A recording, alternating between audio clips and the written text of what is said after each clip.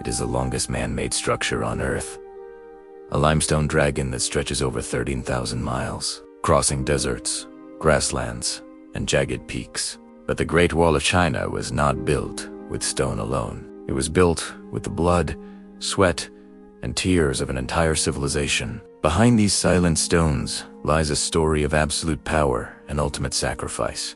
A story of endurance, conquest, and the human will pushed to its very limits. For centuries, this colossal barrier has stood as a silent witness to history, a testament to both the ambition of emperors and the suffering of the common man. It's a landmark so vast it was once rumored to be visible from the moon.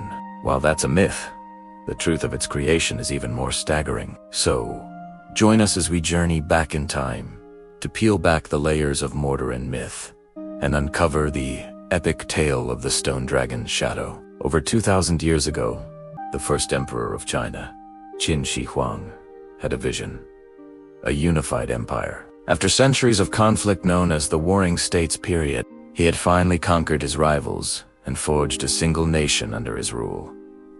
But his new empire was fragile. To the north, nomadic tribes, most notably the fierce Xiongnu, posed a constant threat. These skilled horsemen would raid and plunder with lightning speed, destabilizing the northern frontier. To protect his legacy and secure his newly won territory, the emperor commended a monumental undertaking: the connection and reinforcement of existing walls into one massive, continuous barrier.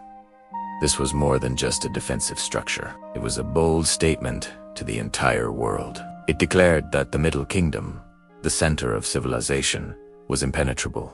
Under his iron-fisted rule, hundreds of thousands of people were mobilized. It was a project on a scale never before seen, a symbol of imperial power etched into the very landscape of the country. The emperor's ambition was to create a frontier that would stand for 10,000 generations, a permanent line between civilization and what he considered barbarism. This was the birth of the legend. But the cost of building this stone dragon was devastating. The human toll was immense, earning the wall a dark and somber nickname: the longest cemetery on Earth. Millions of soldiers, convicted criminals, and ordinary peasants were conscripted and forced into this brutal labor. They faced unimaginable hardships: treacherous terrain, scorching summers, and freezing winters. They moved massive blocks of stone and earth by hand, often in remote, mountainous regions, far from their homes. It is said that for every mile of wall built, 1,000 men perished from exhaustion, starvation, accidents, or disease. The project became a symbol of tyrannical oppression. Legends and folklore, passed down through generations, tell harrowing stories of bodies being buried directly within the wall's foundations. These souls were said to be sacrificed to appease the gods and spirits, their bones holding the stones together against the tides of time and the onslaught of enemies. Whether true or not, these tales reflect the profound suffering embedded in the wall's creation. For countless families, the order to work on the wall was a death sentence, a one-way journey from which their loved ones would never return. As dynasties rose and fell, the wall was rebuilt, modified, and extended, particularly during the Ming Dynasty, which created most of the iconic stone and brick structure we see today.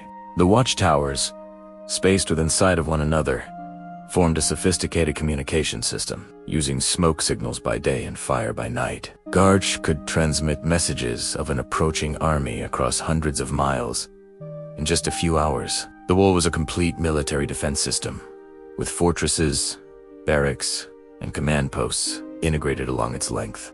It wasn't just a passive line.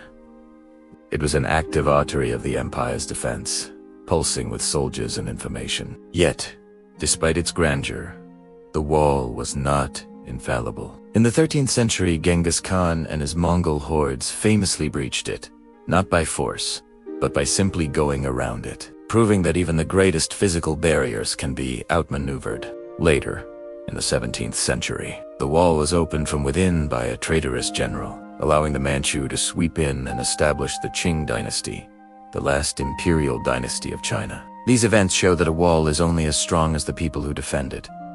Today, the Great Wall no longer divides enemies. Instead, it unites millions of visitors from around the globe, standing as a powerful monument to human will ingenuity, and perseverance. It is a UNESCO World Heritage Site, a symbol of China's enduring history and cultural identity. The wall reminds us that great achievements and absolute power often demand a heavy price. It poses a profound question that echoes down through the centuries. Was the immense sacrifice worth the security and unity it was intended to provide? That is the question history leaves for us to answer. Thank you for joining us on Past and Power. Do you want to forget to subscribe as we continue to uncover the stories behind the incredible structures that shaped our world?